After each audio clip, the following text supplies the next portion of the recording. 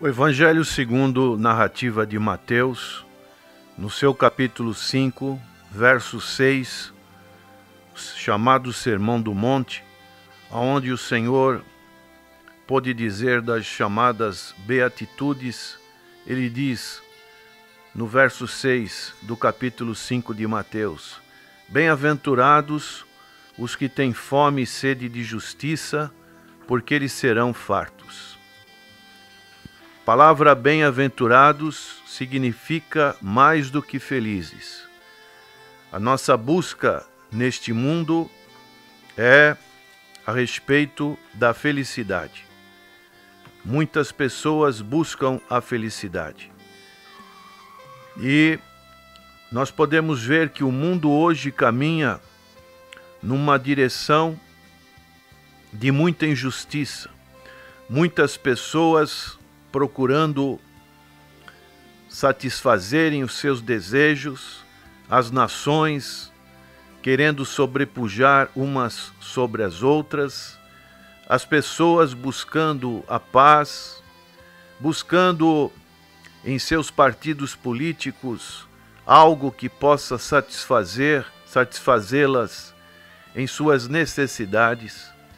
E o Evangelho, ele vem de uma maneira individual para uma maneira coletiva na nossa sociedade. Não no sentido inverso, coletivo para a individualidade. Temos que perceber e saber que cada pessoa que aceita o Senhor Jesus Cristo pela fé, ela vai ser um agente na mão de Deus se ela se entregar totalmente, e ela vai influenciar outras pessoas. E dessa influência, como se fosse uma cadeia, como se fosse uma pedra que é jogada no lago que está parado, aquela pedrinha ela vai formar várias ondas até chegar às margens. Assim também é a nossa fé na pessoa do Senhor Jesus Cristo.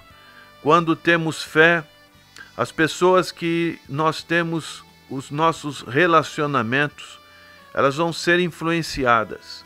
E dessa influência vai atingindo o maior número na sociedade aonde nós estamos inseridos. Nós vemos que nos grandes avivamentos da história da igreja, países foram atingidos por causa desse avivamento que começou às vezes com um grupo de pessoas e foi sendo interferido, foi sendo repassado para outras pessoas até atingir um coletivo maior. E o que as pessoas hoje estão buscando, especialmente com relação às coisas espirituais, nas chamadas igrejas evangélicas e também em outras religiões, é o seu bem-estar, é a felicidade, é a questão financeira de terem uma vida melhor. Todos esses fatores, eles são fatores que nós devemos batalhar. Todos nós queremos essas necessidades sejam preenchidas no nosso ser. Mas aqui o Senhor Jesus Cristo, ele coloca a forma certa das prioridades que nós devemos ter. Você que está em busca só de felicidade, em busca de bênção, como hoje é tão preconizado nas igrejas, vem aqui que o Senhor vai te abençoar, vai realizar isso, aquilo na sua vida, tantas promessas, mas a ordem necessária é aqui como palavras do Senhor Jesus Cristo. Bem-aventurados os que têm fome e sede de justiça. Então quero destacar nesse verso alguns vocábulos, e o principal vocábulo que eu destaco nesse verso que o Senhor Jesus relatou é a questão da justiça. A primeira coisa que nós devemos buscar é a justiça. O Senhor Jesus, ele ressaltou novamente nesse Sermão do Monte, no capítulo 6, o seu verso 33, ele foi bem objetivo e ele disse: mas buscai primeiro o reino de Deus e a sua justiça, e as demais coisas serão acrescentadas. Você tem buscado a justiça que vem da parte de Deus? A nossa justiça é uma justiça falha, é uma justiça que não agrada ao Senhor.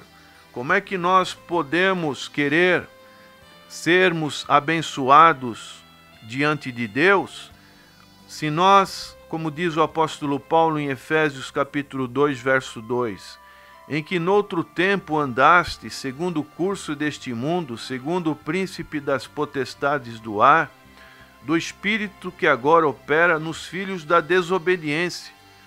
Nós éramos injustos, estávamos totalmente fora dos propósitos de Deus.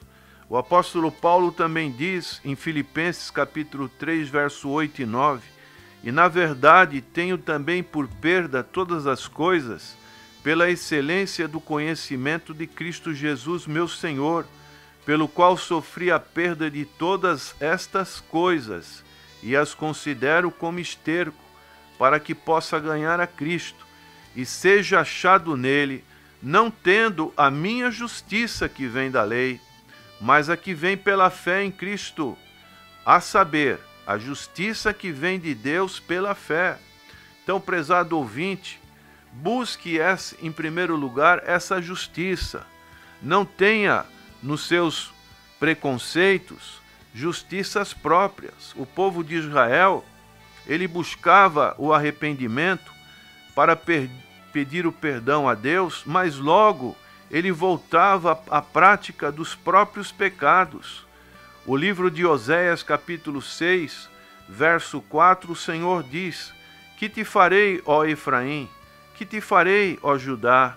Porque a vossa beneficência é como a nuvem da manhã, e como o orvalho da madrugada que cedo passa. Então, essa justiça não agrada ao Senhor. É uma justiça passageira, uma justiça humana, uma justiça ritualista, que isso não está no coração de Deus. Aí o profeta dizia: conheçamos e prossigamos em conhecer o Senhor. Então esse é o objetivo, a verdadeira justiça que só pode ser oferecida. Não busque tanto a felicidade, não busque tanto as bênçãos que Deus pode te proporcionar, mas busque em primeiro lugar a justiça de Deus. E você buscando a justiça, você será farto, como diz o texto. Um outro vocábulo que é importante, que encontramos aqui o Senhor Jesus dizendo, é que bem-aventurados que têm fome e sede de justiça. Essa é uma questão também muito importante, porque hoje as pessoas parece que estão saciadas com a palavra de Deus. Os seus ouvidos não estão muito adequados, preparados, com desejo de ouvir a palavra do Senhor. E aqui o Senhor, ele está dizendo: bem-aventurados que têm fome e sede. Assim como nós temos a necessidade de nos alimentarmos fisicamente, assim também nós precisamos ter essa fome e essa sede espiritual. O salmista dizia, no Salmo 42, como o servo brama pelas correntes das águas, assim suspira a minha alma por ti, ó Deus. A minha alma tem sede de Deus, do Deus vivo. Quando entrarei e me apresentarei ante a face de Deus? Então precisamos ter essa vontade, essa necessidade, saber que sem o provimento que vem da parte de Deus, nós não vamos ter essa justiça. Por isso Isaías também dizia no seu capítulo 55, verso 1 e 2, ó vós, todos os que tendes sede, vinde às águas, e vós que não tendes dinheiro, vinde, comprai e comei, sim, vinde e comprai, sem dinheiro e sem preço, vinho e leite, porque gastais o dinheiro naquilo que não é pão, e o produto do vosso trabalho naquilo que não pode satisfazer? Ouvi-me atentamente, e comei o que é bom, e a vossa alma se deleite com a gordura. Que maravilha, quando nós podemos sermos saciados da nossa fome e sede de justiça. Somente o Senhor Jesus Cristo é que pode fornecer isso. Ele disse para a mulher samaritana: mas aquele que beber da água que eu lhe der, nunca terá sede, porque a água que eu lhe der se fará nele uma fonte de água a jorrar para a vida eterna. O Senhor Jesus Cristo, Ele pode satisfazer, e dessa maneira nós seremos fartos, nós vamos estarmos alimentados espiritualmente, nós vamos estarmos satisfeitos espiritualmente. Como é bom quando nós podemos comparecer à casa do Senhor, o Senhor fala conosco, e assim essa fome, essa necessidade de estarmos sendo preenchidos com o nosso apetite espiritual, o Senhor Jesus Cristo, Ele nos dá essa fartura. A pergunta que fazemos: você tem sido farto? Você tem tido fome e sede de justiça? O Senhor tem te saciado nessa necessidade espiritual?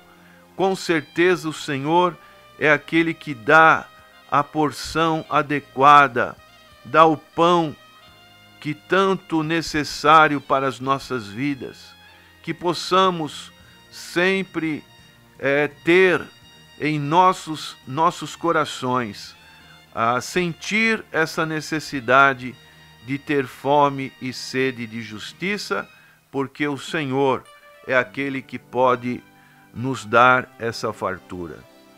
E esse verso Deus tem colocado no meu coração, porque na segunda-feira estivemos ali em São Vicente e pudemos ver um grupo de irmãos com essa necessidade, fome e sede de justiça. E hoje nós temos aqui a presença do nosso irmão presbítero Cleiton Bandeira, que é presbítero da Igreja Assembleia de Deus do Ministério do Belém, ali em São Vicente. E esse irmão é um irmão que sempre tem comunhão conosco, está sempre participando das atividades aqui da igreja. E eu queria, na conclusão dessa mensagem, que o nosso irmão pudesse dar o seu breve testemunho de vida, se realmente o Senhor Jesus Cristo tem trazido essa bem-aventurança para a sua vida. E com certeza eu posso dizer, pelo que eu tenho acompanhado esse irmão, é o irmão que tem fome e sede de justiça. E o irmão então tem a oportunidade de dar o seu breve testemunho de vida, de como conheceu o Senhor Jesus Cristo e o que ele representa para o irmão. Amém. Bom dia, caros ouvintes. Estamos aqui nas dependências da Igreja Evangélica da Paz. Quero também, desde já, agradecer pela honra de estar aqui junto com os irmãos, né, contribuindo para o reino. O pastor Nathanael Rinaldi Filho, nosso irmão também Lucas Rinaldi, Tiago Freitas e toda a equipe que compõe a Igreja Evangélica da Paz. Eu aceitei a Cristo em 2006. Eu digo que aceitei a Cristo em 2006 porque eu já havia ouvido falar sobre o Evangelho, assim como foi pregado agora, e eu não tinha essa sede. A sede que eu digo é de conhecer a Deus. Eu sabia que Deus podia fazer algo por mim, pela minha família, e nós passamos por muitas dificuldades. Eu conheci a Cristo através de uma moça, e não tendo compromisso com Cristo, não tendo compromisso com a igreja, eu acabei me afastando dessa moça. Os prazeres do mundo foram muito mais atrativos para mim do que a própria pessoa do Senhor Jesus.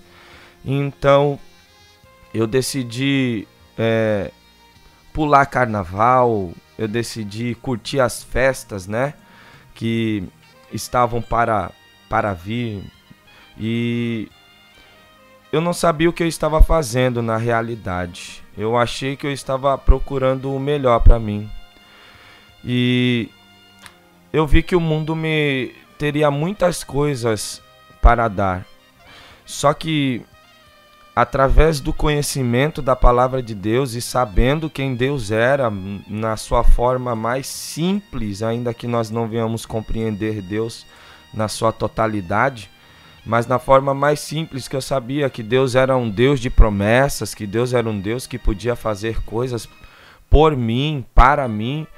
Então eu acabei tendo um pouco de fé. Essa fé foi o bastante, porque segundo diz Romanos, capítulo de número 10, versículo de número 17, que a fé vem pelo ouvir, o ouvir pela palavra de Deus.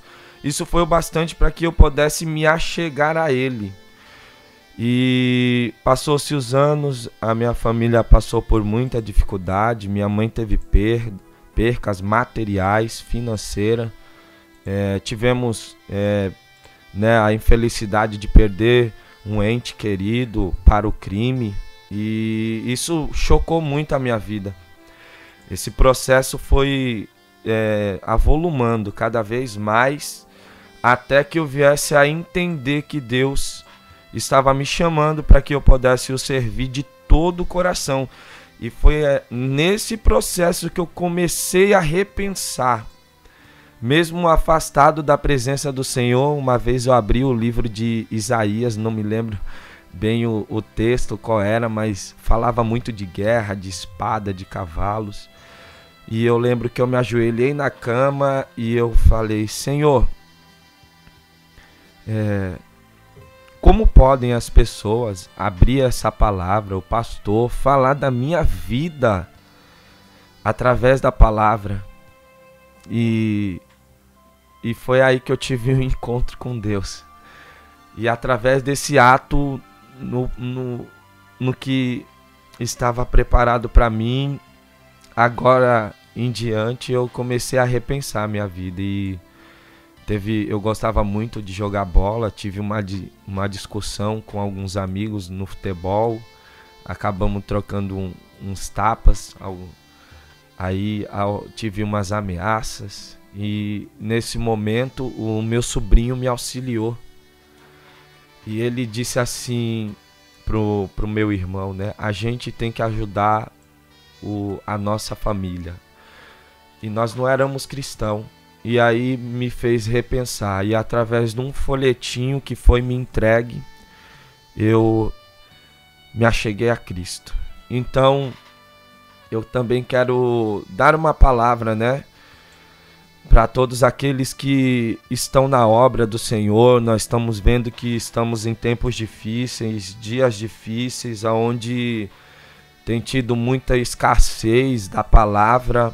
Eu não estou dizendo de tão somente que nós preguemos a palavra, que nós evangelizemos, mas que nós evangelizemos, que nós pregamos com conteúdo a palavra, da maneira correta, na simplicidade da palavra.